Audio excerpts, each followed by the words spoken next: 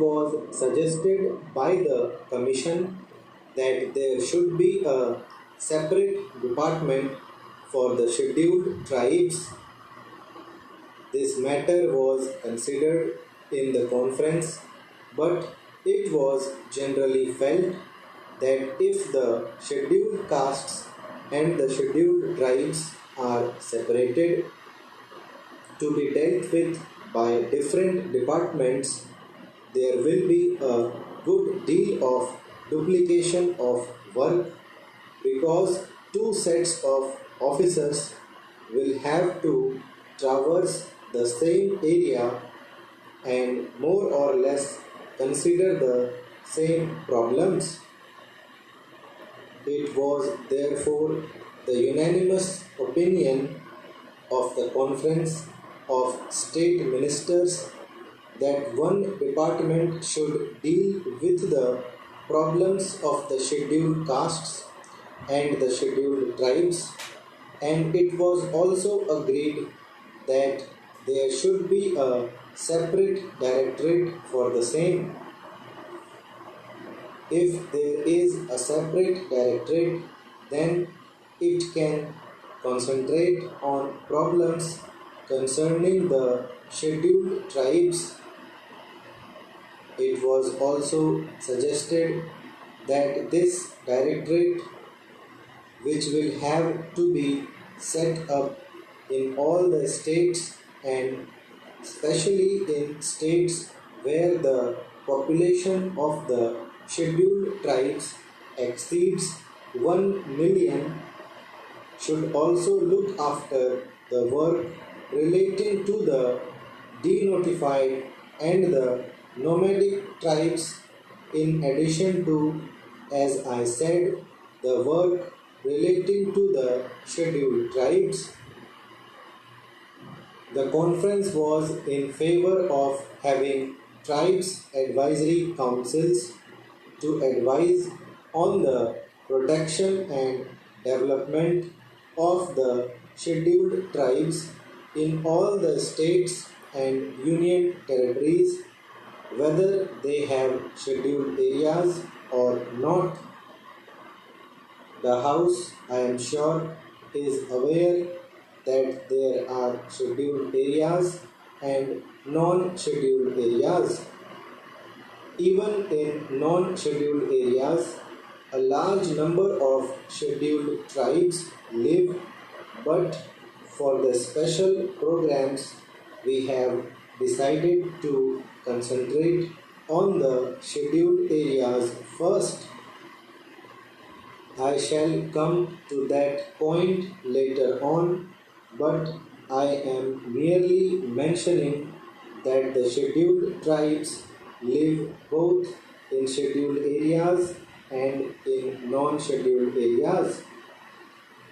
It was decided that wherever at present there is a combined reservation in the services for the scheduled castes and the scheduled tribes, separate percentages of reservation should be fixed by the state governments, and it was agreed that the state governments would instruct all local authorities like municipalities, panchayat samitis, zilla parishads, etc. to follow the policies laid down by them in regard to the representation of all scheduled tribes in the services. It was decided to have a small committee of officials from the Tribal Welfare Department and the different departments at the state level to ensure coordination. The conference also agreed that there should be a section under the Chief Secretary for evaluation of the Tribal Welfare Program. If all these and other decisions taken at the conference are implemented with speed as it is hoped there will be considerable improvement of the conditions which exist at present. I also want to mention, Madam, that we were told in the conference that this work was going to be entrusted to the Zilla Parishads and Panchayats, and some of the schemes which have to be implemented in the rural areas will be executed by the Panchayats and the Zilla Parishads. Well, I welcome this suggestion, but I only wanted to caution the district authorities and the state governments not to leave everything to the Zilla Parishads and Panchayats and have no supervision and watch over their work. My fear is that because this will be a new work for them, they may not be able to bestow enough attention to the problems or the schemes concerning the scheduled tribes. They will have many other things to do. So, it would be necessary that the district authorities should keep constant watch and they should function as the friend and guide of the panchayats and the Zilla Parishads. Madam, there are two major schemes in respect of the scheduled tribes in the central sector of the program, which are controlled by the Ministry of Home Affairs and on which the entire expenditure is borne by the Government of India. These are the scheme of tribal development blocks and the scheme relating to promotion of cooperation among the scheduled tribes, particularly in the form of forest laborers, cooperative societies, and labor contract societies. The Ministry of Home Affairs appointed a special working group on cooperation about a year ago, and its report is expected shortly.